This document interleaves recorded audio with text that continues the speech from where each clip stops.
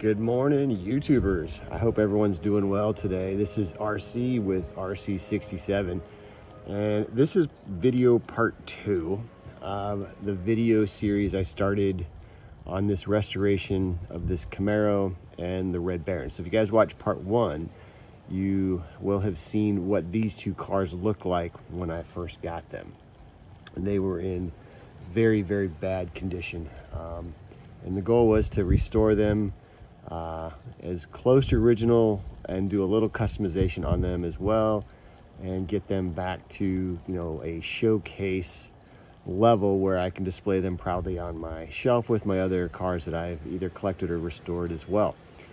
So if you guys want to, you can check out my Instagram page at RC67HW, and you will see all of the photos of the transition with the pictures of both cars, the Red Baron and the Camaro.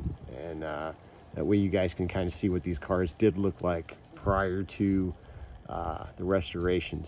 But anyway, I'm going to go ahead and start with the Red Baron first. I'll take the Camaro Alpha here. Okay, so the Red Baron, this is an original 1969 Red Baron.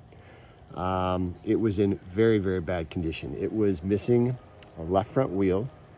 The axles in the car were completely rusted, and the wheels did not turn at all. One of the wheels had a little chip and chunk out of it. The helmet was heavily tarnished. There was severe pitting and tarnishing and toning throughout the car. So when I got this thing all stripped apart and got it down to bare metal, it required a lot of sanding. I had to go all the way down to a 200 grit sandpaper to get some of the pitting off of the fender wells of the car, so that way when I went to respray it, it wouldn't show. It went back together very, very well, and I restored this back to original condition as a red line. This is an original red line from the Red Baron 1969, and I have restored it back to an original condition. So y'all know what I do. Drill out these little bottom rivets on the bottom of the car, pull it all apart, and then I'll put it in the stripper. This car, again, the engine was heavily tarnished. It had a lot of pitting in it. I had to come in with a little bit of putty fill and then sand it back down and buff it out. And then I have some really fine chrome paint. Went back and did some chrome paint work. The helmet polished up pretty good, but it had some heavy pitting on it as well. I don't have the iron cross decals which go on the sides of this helmet yet. So for those of you that are like, where are the iron crosses if this was 1969 Red Baron? They're on order. Don't worry, I will get them, and then I will put them back on the car. Everything else about the car was in really good shape. There was no body damage in terms of fender wells that were bent or anything like that. So it went together well, and it came together, I feel, really, really well, and I really, really like the color I chose. This is a base coat of a light tack of what's called Italian Red Racing, and then I came back with a metallic red over the top of it. So it gives it kind of, I wouldn't say a ruby red, but it gives it a nice deep red with a little bit of metallic finish. So it's not that rose Spectre Flame that it had when it was originally released. But it's pretty close. So when I put it next to another one I've got that's in the original condition, it looks pretty darn close. But the thing is, it was really designed as a showpiece car. So it's back to an original condition as a red line. When it's sitting on the shelf, unless you picked it up and really looked at it, you wouldn't know, because it did go back together very well. There's no lean on the car, and it's shiny all around. So that was the first one there. So I hope you guys like that one. The second one here is a casting of a 1982 67 Camaro. And this car, originally, Camaro came out in 1968 as the original 16, or the Sweet 16 as they call it. And it was a red line, and it was known as the Custom Camaro. And later on, they changed it to the 67 Camaro because that was the body style or the year of the car, of the Camaro that they were using. So they later changed it to the 67 Camaro. This was a casting release in 1982 of the 67 Camaro, and I believe it was a recasting or a re-release of the car. But anyway, it was a black wall. So this was not a red line originally. It was a black wall.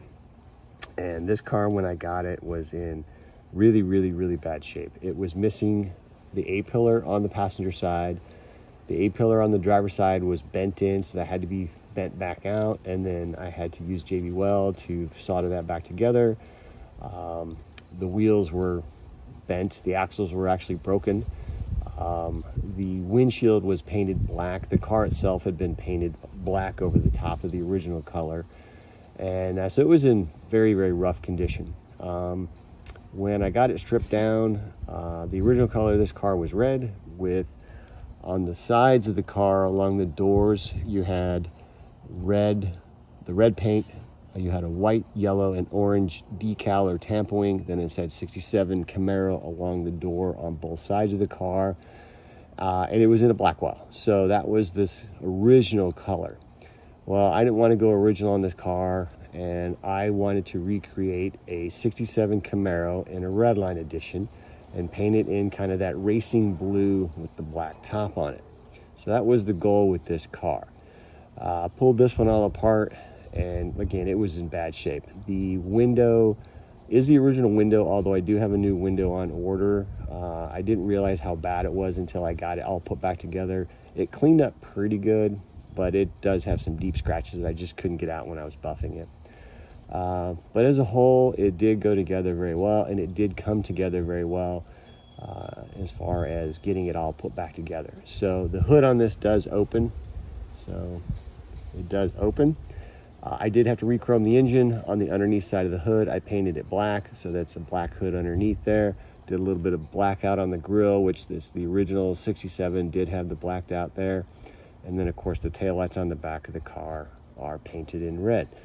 So those are the two recent cars I have done. Both of these cars were very challenging, to say the least, as far as getting restoration going and getting pieces and parts to kind of go together, and as well as paint, because the pitting and the toning on both of these cars was very, very bad. So it did require a little bit more work, but again, the goal is to get something back to what you would feel proud of to put on your shelf, and that was the goal, and I think I accomplished that, for me at least. But anyway, hopefully you guys have watched part one, and then you can see the before and afters. And again, if you guys want to check out the pictures and the transformation of the cars and the steps I did, go to my Instagram page. Again, it's RC67HW, and you can check those out and see, and you can like it and if you want to, or comment on it if you want to. And again, I hope you guys like what you saw.